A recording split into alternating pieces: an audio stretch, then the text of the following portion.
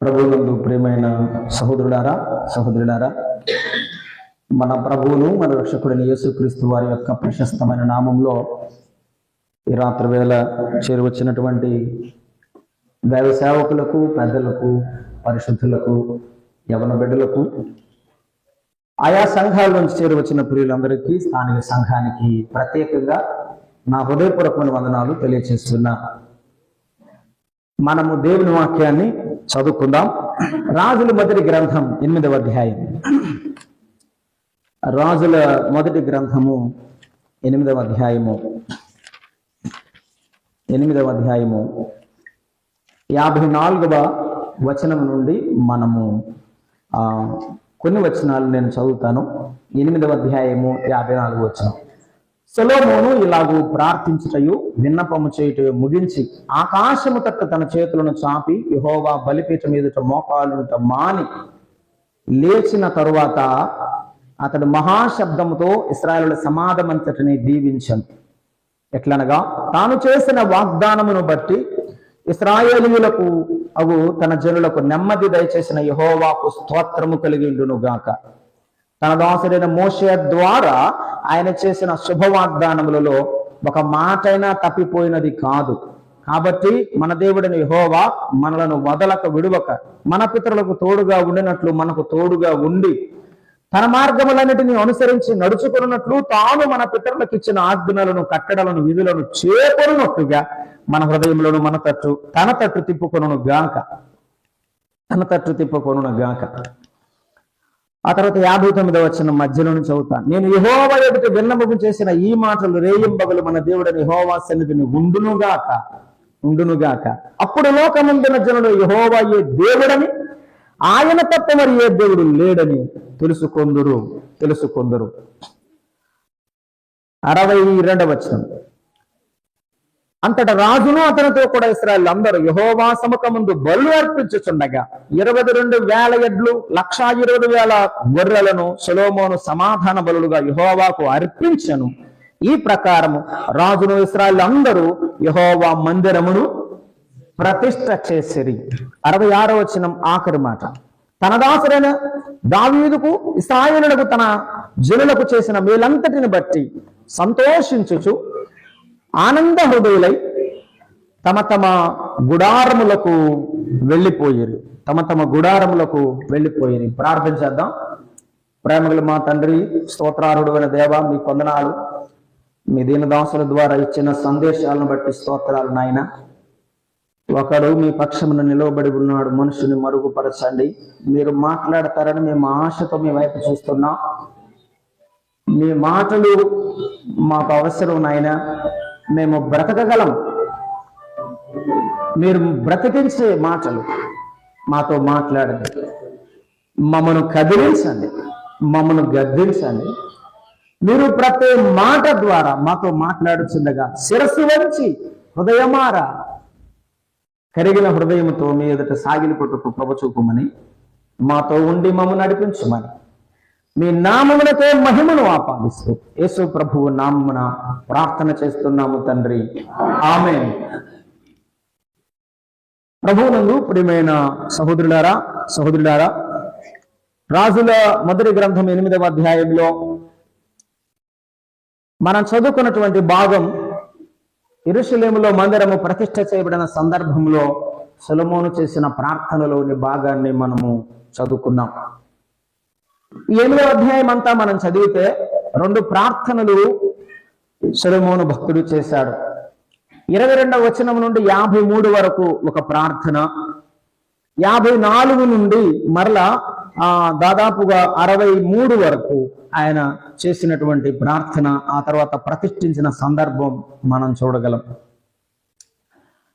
ఈ యొక్క మందిర వార్షికోత్సవ సందర్భముగా, ప్రతిష్ఠ చేసినటువంటి రోజు సందర్భముగా దేవుని వాక్యాన్ని మనం చదువుకున్నాం. ఆనాడు వారు మందిర ప్రతిష్టను చేశారు ఆనందముతో. ఆనాడు వారు దేవుని కొనియాడుతూ చేశారు ప్రభువు నామం మహిమ నిమిత్తమై. ఈనాడు ప్రతిష్ఠించబడిన మందిరములో మనము చేరి ప్రభువుని ఆరాధిస్తున్నాము, ప్రభువుని గణపరుస్తున్నాము. అయితే మనము ప్రతిష్ఠించే ఈ మందిరం, ప్రతిష్ఠించబడిన ఈ మందిరం ఎలా ప్రతిష్ఠించాము, ఏమని ప్రతిష్ఠించాము, ఎలా ఉన్నదో ఆలోచించుకోవడం అవసరం. ప్రభు నామానికి మహిమ. ఒక ఉపోద్ఘాతం చెప్పాలనుకుంటున్నాను. ఈ మందిరము, యెరూషలేము మందిరము ఊరికే రాలేదు. కొన్ని త్యాగాలు జరిగాయి. సమర్పణ గల దావీదు సమకూర్చాడు. నిబద్ధత కలిగిన కుమారుడైన సొలొమోను ఆ మందిరము నిర్మించడానికి పూనుకున్నాడు. నైపుణ్యం గల పనివారు కట్టుబడి చేశారు. శ్రేష్టమైన వస్తువులు దేవుని మందిరానికి ఉపయోగిస్తే ఆ మందిరం అందముగా కనపడింది. ఆనందం ఆ మందిరంలో వెలసింది. కొన్ని కన్నీళ్ళు, కొన్ని కష్టాల ఫలితమే మందిరపు ఆనందం. ఈనాడు మనం కూర్చున్న మందిరము కూడా అదే.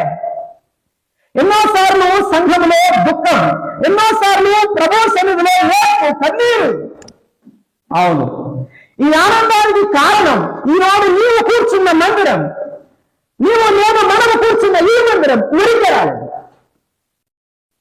నీ చేతిలో, నా చేతిలోకి వచ్చిన బైబిల్ కూడా ఊరికే రాలేదు. ఈ ప్రతిష్ఠించబడిన మందిరం మన మధ్యలో ఉన్నది, మనమున్న మందిరం మనతో ఉన్నదని మనం అనుకుంటున్నాం. కానీ ఈ మందిరం యొక్క విలువ తెలుసుకొని మందిరంలో ఉన్న ప్రతి విశ్వాసి ఉండాలి. మన ప్రభు అయిన యేసుక్రీస్తు వారు మన జీవితానికి ఊరికే రాలేదు. ఆయన మనకు రక్షకుడుగా ఊరికే కలగలేదు. మాటతో సమస్తము కలుగజేసిన వాడు తన మాట కాకుండా తానే నేరుగా మన కొరకు వచ్చి సమస్తమును సమర్పించిన వాడు. ఆయన తన ప్రాణమిచ్చి మనలను కొన్నాడు. మనమే ఒక మందిరముగా చేశాడు. మనమే ఒక మందిరముగా మార్చిన వాడు ఆయన. అందుకని ఈ రాత్రి వేళ ప్రభు మనతో మాట్లాడుతున్నాడు. సొలొమోను ప్రార్థన ద్వారా మనలను ప్రస్తావిస్తున్నాడు. మనకు ఆయన పురికొల్పును, మనకు ఒక హెచ్చరికనిస్తున్నాడు. ఏమనంటే, కూర్చున్న మందిరంలో జరగవలసింది ఆలోచన చేయి.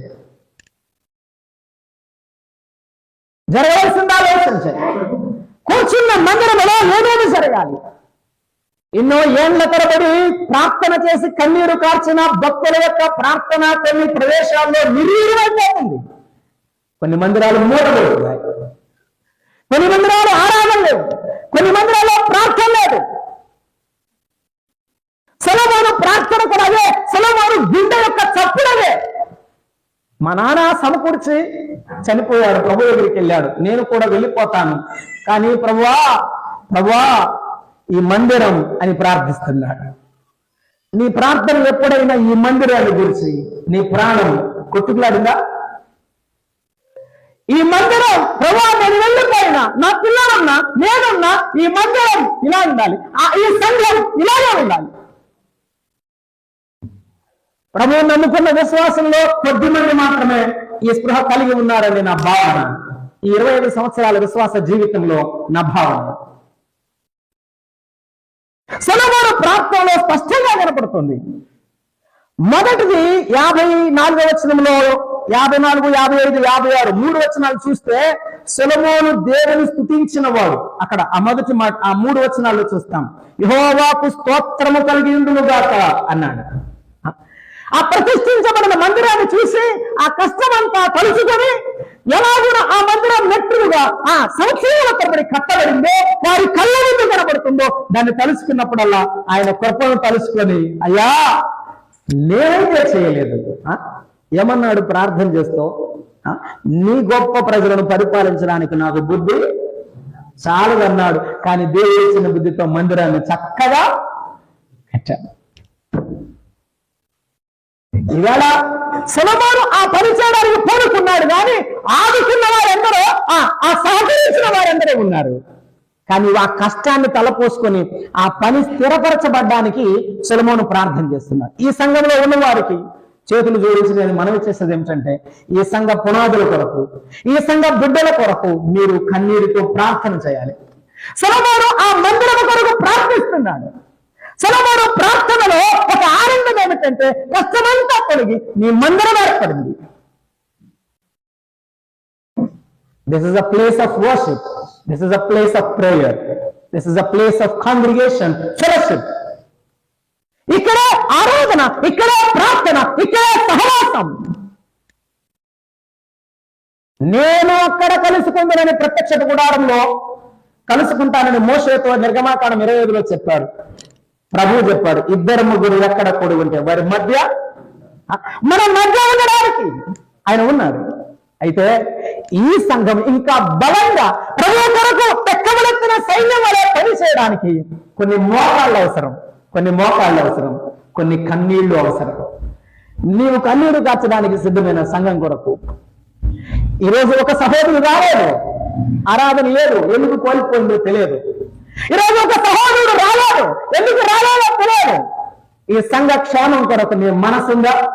ఆనాడు మందిర క్షేమం కొరకు సొలొమోను మనసు ప్రార్థన, ఈనాడు నీ మనసు సంఘ క్షేమం కొరకు, సంఘం క్షేమం కొరకు ప్రార్థన ఉన్నదా? అలాగే ఉంటే ఈ సంఘం దీలేదు. గొప్ప గొప్ప ప్రసంగికులందరూ బయటికి వెళ్ళి సేవ చేస్తున్నారంటే ఆ సంఘంలో ఎంతో కొంతమంది మోకాళ్ళ మీద ప్రార్థన చేసే భక్తి పరులు ఉన్నారని అర్థం. అంత దూరం పరిచయం చేస్తున్నారంటే ప్రభు సన్నిధిలో నిలబడిన వారు ఉన్నారని అర్థం. దేవుని ఎలాగూ స్తుతించాడో చెప్పాలనుకోవడం లేదు, ఎందుకంటే ప్రభు నాకు ఇచ్చినటువంటి మనసులో ఉన్న మాట మీకు అందించడానికి నేను ఇష్టపడుతున్నాను. ఆ మాటలో నీవు చేసిన వాగ్దానం అంతటిని బట్టి అన్నాడు, నీవు నెమ్మది కలుగజేసిన దానిని బట్టి అన్నాడు. అక్కడే 56వ వచనంలోనే చెప్తున్నాడు, నీవు చేసిన సమస్తము కలుగుతున్నావు, నీవు చేసినటువంటి సమస్తము కలుస్తుతులు అని ప్రార్థన చేస్తాడు. సమస్త అనుకూలత ఇచ్చినందుకు స్తుతులు. ఏ సొలొమోను కాలంలో ఒక్క రాజు కూడా సొలొమోను మీద దండెత్తి రాలేదండి. ఏమంటే ఆలోచన చేస్తున్నారా? ఏ రాజు దండెత్తలేదు. కానీ పాపం దావీదు కాలంలో ఎన్నో యుద్ధాలు, ఎంతో రక్తపాతం చేస్తూనే విశ్వాసిగా బ్రతికి ప్రభు సన్నిధికి వెళ్ళాడు. తన మందిరం నిర్మించడానికి ఆయన ఏర్పాటు చేసుకున్న దాసుడు కనుక చక్కగా ఆ నెమ్మదినిచ్చాడు. కొంతమందిని దేవుడు ఉపయోగిస్తున్నాడంటే వారు ఆయనకు కావాలి కనుక. అటువంటి నాయకుడు అవసరం. మోషే ఆ సమాజానికి అవసరం, ఆనాటి ఇశ్రాయేలు సమాజానికి సొలొమోను అవసరం. వారు చేసే కన్నీటి ప్రార్థన సంఘానికి అవసరం. ఈవేళ మోషే కొండ మీద నిర్గమాకాండం 17వ అధ్యాయంలో ప్రార్థన చేస్తున్నప్పుడు, 17వ అధ్యాయం మనం చదువుతున్నప్పుడు ఆ కొండ మీద మోషే చేసిన ప్రార్థనలో కొండ కింద ఆ యెహోషువ చేసిన యుద్ధంలో అంతా గొప్ప విజయం ఎట్లా కలిగిందంటే, అహరోను మోషే చేతులు పైకెత్తారు అని చెప్పారు. చేతులు పైకెత్తేవారు, పైకి ఎత్తడానికి సహకరించేవారు సంఘాల్లో కావాలి. ప్రార్థన చేసేవారు, ప్రార్థన సహకారం కావాలి. కానికిచ్చేవారు ఉన్నారు, ప్రార్థన పెట్టే పలహారం ఇచ్చేవారు ఉన్నారు, భోజనాలు పెట్టేవారు ఉన్నారు. మోకాళ్ళ మీద ప్రార్థన చేసేవారు తక్కువ ఉన్నారు. అందుకని ఈ రాత్రి ప్రభు అడుగుతున్నాడు, ఈ సంఘము కొరకు దేవుని నామ మహిమ కొరకు నీవు నిలబడడానికి సిద్ధమైతే ప్రభు నేను నిలబడతాడు. మనము దాటిపోతున్నాము. తన జనులకు నెమ్మది దయచేసిన యెహోవాకు స్తోత్రం. అవును, నెమ్మదిచ్చినవాడు ఆయన. మనకు నెమ్మదిచ్చినవాడు ఆయన. మన చుట్టుపక్కల ఉన్న పరిస్థితులు మీకు తెలుసు, కానీ ప్రభు నిర్విరామంగా ఇక్కడున్న పరిచర్యను బలంగా తీసుకుని వెళ్తున్నాడు. ఈనేడు మా కన్నీటి ప్రార్థన కూడా అదే. మేము వీకోటలో ఉండి చేసే కన్నీటి ప్రార్థన అదే. ప్రభు తన కనులు తెరచు వరకు ఎదురు చుట్టమే. ఈ రాత్రి వేళ ప్రభు మనతో మాట్లాడుతున్న మాటలు మనం జ్ఞాపకం చేసుకున్నాం. ఆయన చేసిన వాటిని మనం తలంచుకొని మర్చిపోక కొంతమంది మందిరం వచ్చే వరకు తాటాకుల్లో పూరింట్లో ఉన్నప్పుడు ప్రార్థన చాలా రిగరస్ గా చేస్తారు. బాగా వెల్ ఎస్టాబ్లిష్డ్ అయిపోయిన తర్వాత they will satisfy and they will be contented and quiet. తృప్తిపడిన తర్వాత ఏం చేస్తారు? మనకు అవసరం లేదు. చక్కని మైకులు ఉన్నాయి, చక్కని కీబోర్డ్ ఉంది, లోపల పాడేవాళ్ళు ఉన్నారు, చెప్పడానికి ఒక పాస్టర్ గారు ఉన్నాడు. కాబట్టి మనకి ఏమి ఇబ్బంది లేదు. మనం చేయిపోయినా పర్వాలేదని యేసుని కుర్చీలో కూర్చోడానికి వచ్చేవాళ్ళు ఉన్నారు. సారీ, ఇక్కడ ఎవరైనా ఉంటే నన్ను క్షమించండి. సంఘంలో నీ ఒక సభ్యుడవైతే, ఒక అవయవం అయితే నీ మౌనంగా ఉండవు. నీ ఒక చెయ్యి అయితే, నీ ఒక కన్ను అయితే, నీ ఒక కాలు అయితే నువ్వు ఎప్పుడు మౌనంగా ఉండవు. ఈ సంఘం పట్ల ప్రేమ కలిగి ఉండాలి. ఆ విషయంలో నేను ఇక్కడ కొంతమంది పెద్దలను చూశాను. వారు ప్రభు ఇచ్చిన దాసులు. వారు నాకేం మొహమాటం లేదు. పురుషోత్తం గారు చూసినప్పుడు ప్రభువుని స్తుతిస్తాను. వారు వృద్ధులు, వారి ప్రేమ గొప్పది. ఈ సంఘం పట్ల వారికి ఉన్న ప్రేమ గొప్పది. ఆ అన్నగారు ఏ డిపార్ట్మెంట్లో పనిచేస్తారో నాకు తెలీదు. అన్నగారు వారి ప్రేమ, ఎవరైనా బిడ్డలు ఉన్న సుబ్బు బ్రదర్, ఇక్కడ ఉన్న బిడ్డలందరూ కూడా ఎంతో. ఇదంతా ప్రభు కృప ద్వారా మీకు కలిగిన దేవుడిచ్చిన ఐక్యత. అయితే ఈ ఐక్యతతో ప్రభు పని మరి ఎక్కువగా చేయాల్సిన బాధ్యత భుజాల మీద ఉంది. రెండవ మాట చూస్తున్నాం చూడండి. ప్రభువుని స్తుతిస్తున్న సొలొమోను, మనం కూడా ప్రభువుని స్తుతిస్తూ మన బాధ్యతను మరచకూడదు. రెండవ మాట మనం జ్ఞాపకం చేసుకున్నాం. అదేమిటంటే 57 నుండి 8 వరకు మనం చదివినప్పుడు ఆయన అంటున్నాడు, కాబట్టి మన దేవుడని యెహోవా మనలను వదలక విడువక మనకు పితరులకు తోడుగా ఉన్నట్లు మనకు తోడుగా ఉండి మనలను నడిపించినట్లుగా, మనము తన మార్గంలో నడుచినట్లుగా మనము ఆయన విధులు గైలు పొందామరండి. మన హృదయాలు ఆయన తట్టు తిప్పుదామరండి. పురిగొల్పుకుంటాం. ఒక పాట పాడుతూ పురిగొల్పుదాం, ఒక వాక్యం చదువుతూ పురిగొల్పుదాం, సువార్తకరంగా పురిగొల్పుదాం.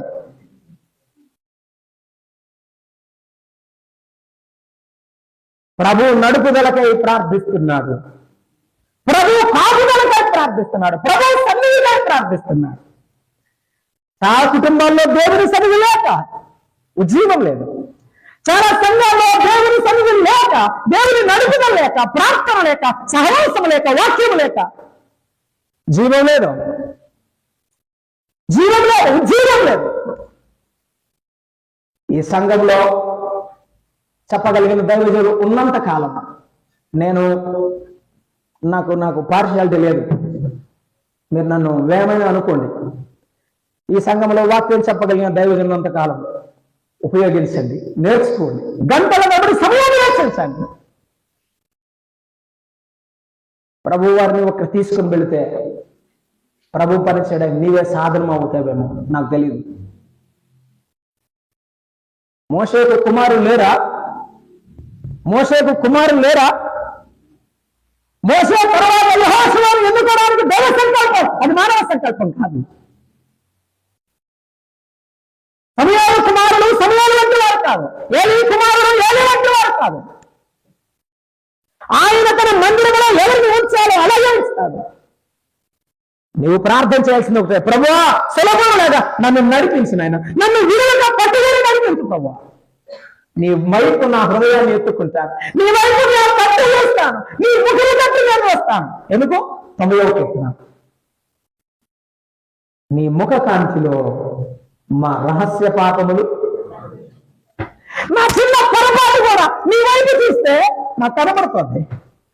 కనబడాలి, దిద్దుకోవాలి. సంఘంలో వాక్యం చెప్తే చాలా మంది నాకే చెప్తాడు, ఈ పూట రాని నేను ప్రార్థనకని వెళ్ళిపోయి ఉన్నారు. ఏడకు పోయినా బాగుపడవు. ఈ వాక్యం నీకు నాకు అవడానికి నీవు ఇంకెవరు నేర్చుకోవాలి. ఎందుకు వస్తావు ఇక్కడికి? దిద్దుకో, తప్పుందో దిద్దుకో. వాక్యము అవసరమైతే అనుసరించడానికి పరిగెత్తు. దాని కొరకే బతుకున్నాం. ఇందుకొరకే మీరు పిలువబడుతురు అన్నాడు పౌలు భక్తుడు, పేతురు భక్తుడు. మనము దేవుని కొరకు పిలువబడ్డాం, దేవుని కొరకు నిలబడి ఉన్నాం. నాకు సమయం లేక నేనే మీకు చెప్తున్నాను, రిఫరెన్స్ చూపించట్లేదు. విడుదలక వదలక పితరులకు తోడుగా ఉన్నాం. ఎలా తోడుగా ఉన్నాడు? రాత్రి వేళ అగ్నిస్తంభం, పగటి వేళ మేఘస్తంభం. చెప్పులు అరగకుండా, బట్టలు పాతగలకుండా వారిని వెంపట ఉన్నవాడు సొలొమోను. అదంతా గుర్తు చేసుకుని అంటాడు, ప్రభువా మమ్మల్ని విడువక. ఒకసారి ఆలోచన చేయి, ఏ సైన్యాన్ని విడిచిపెడితే ఏమవుతావో, ఏ సైన్యాన్ని మర్చిపోతే మనం మర్చిపోతే ఏమవుతాం?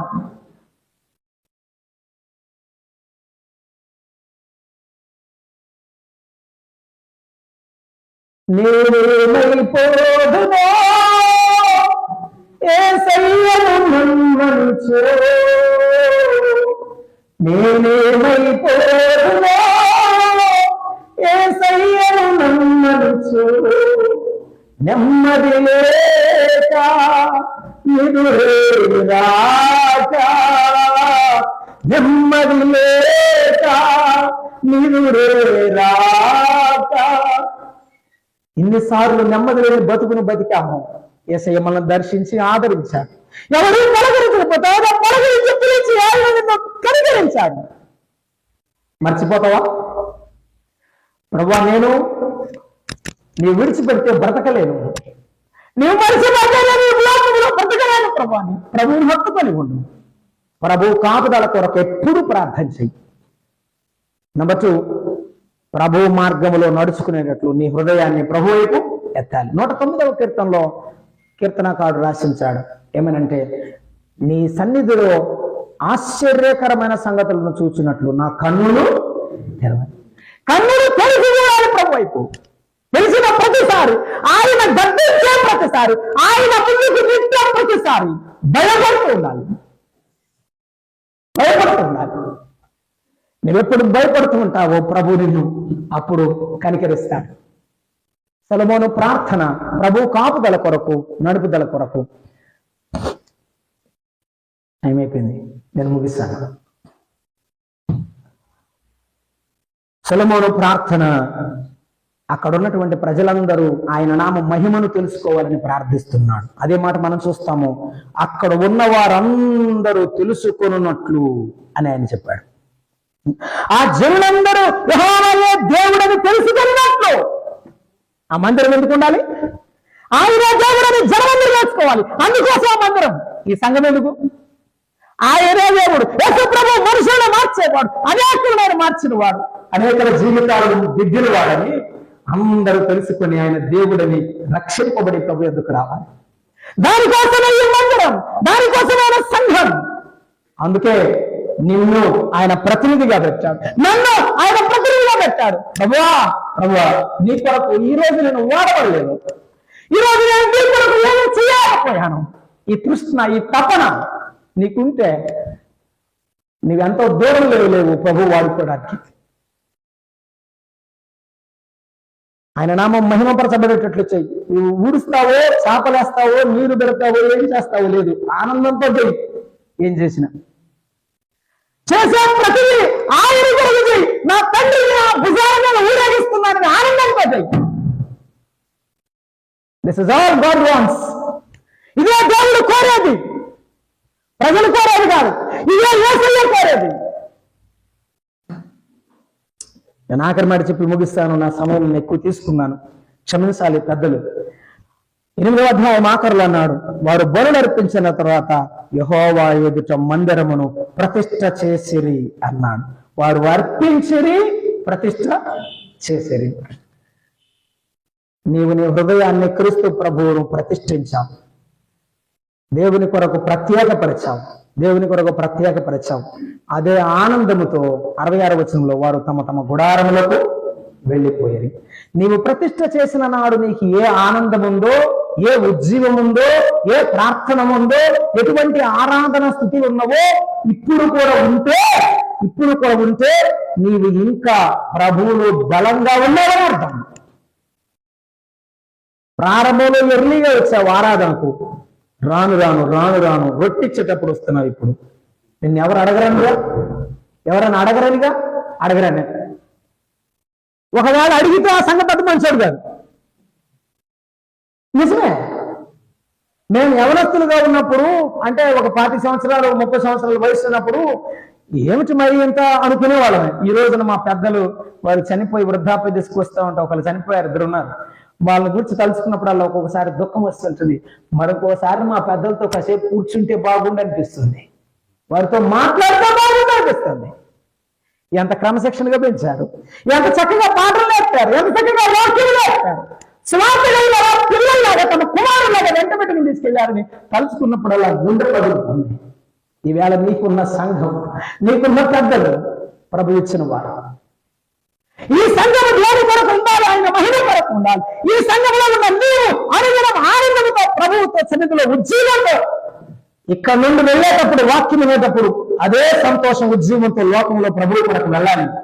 ప్రభు కొరకు ఆత్మను సంపాదించడానికి నీ ఒక సాధనమై ఉండాలని ప్రభు మాట్లాడుతున్నాడు.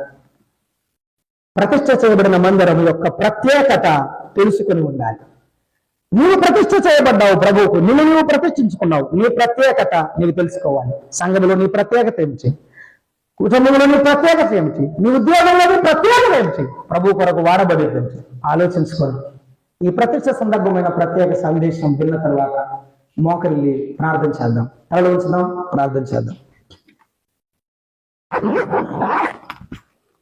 తమ్ముడు, చెల్లి, అక్క, అమ్మ, ఈ సంఘానికి గచ్చమనే ప్రార్థన మందిరం దేవుడు నీకు ఇచ్చాడు. నువ్వు వస్తున్నావు, రక్షించబడ్డావు, మారుమనసు పొందావు, ఒక అవయవమై సంఘంతో సహకరిస్తున్నావా? నీ సంఘ పెద్దలతో, ఇక్కడున్న సహోదరులతో సహకరిస్తున్నావా? ప్రతిగా నీవు నిష్ఠూరపడుతున్నావా? నువ్వు అలా చేయకూడదు. సొలొమోను బాధ్యత కలిగి ప్రార్థన చేస్తున్నాడు. ప్రభువా, ఈ మందిరం ఇలాగే ఉండాలి అంటున్నాడు. నీవు కూడా అలాగే కోరుకో మనసారా. ఈ సంఘం ఇలాగే ప్రభువా ఎవ్వరిని కోరుకో. ప్రభు నిన్ను కనికరిస్తాడు. ప్రేమగల తండ్రి, దయాళుడా, మీకు స్తోత్రములు. మీ సార్వత్రిక సంఘములో మమ్మల్ని చేర్చినందుకు స్తోత్రం. మేము అపాత్రులం, మేము అయోగ్యులం. మీ పని చేసేటువంటి బలము, శక్తి మా దగ్గర లేవు, కానీ మా మీద మీ అపారమైన ప్రేమను కొమ్మరిస్తున్నావు. స్తోత్రములు. ఇదేన దాసులను ఇచ్చావు, బలమైనటువంటి దాసులను ఇచ్చినందుకు స్తోత్రం. ఇంకా బలపరచండి. సంఘానికి అందిస్తున్న వర్తమానాల ద్వారా మీ దాసుని ఇంకా దీవించండి. ఈ సంఘము విస్తరించి మీ నామ మహిమ కొరకై అనేక స్థలాల్లో సాక్షార్థమైన సంఘములు ఉండడానికి దీవించమని మీ కృపకు అప్పగించుకుంటుండగా మీ సహాయం చేయమని, మరొక దాసుడు మీ పక్షం నిలబడుచుండగా మీరు వాడుకొనమని వేడుకుంటూ మా రక్షకుడైన క్రీస్తు ప్రభువు నామమున నమస్కరించి ప్రార్థిస్తున్నాము తండ్రి, ఆమేన్. ప్రేమతో మరి వాక్య పరిచయం చేయడానికి అవకాశం ఇచ్చిన మరి మా ప్రియమైన అన్నగారు వెంకటేశ్వర గారికి నా ప్రేమ వందనాలు తెలియజేస్తాను.